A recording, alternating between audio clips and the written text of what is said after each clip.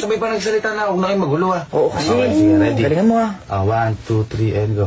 Hi, my name is Gavin Kapinpin. So, usually po, nangyayari lang po sa araw ko lang naman, gumigising po 6 a.m. para po magluto ng breakfast ng mga brothers ko.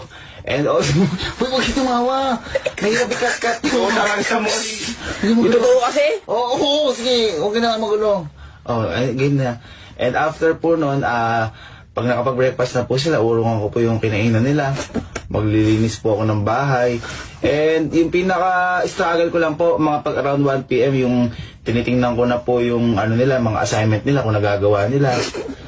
Tapos tinuturuan ko din po si Kelsey, si Aleng, yung mga subject po nila. Huwag niyo po tumanan. Di ba tinuturuan mo naman talaga kayo? Sorry. Wala akong paalala. Sige, huwag niyo po tumanan. Sige, tuloy. Tuloy.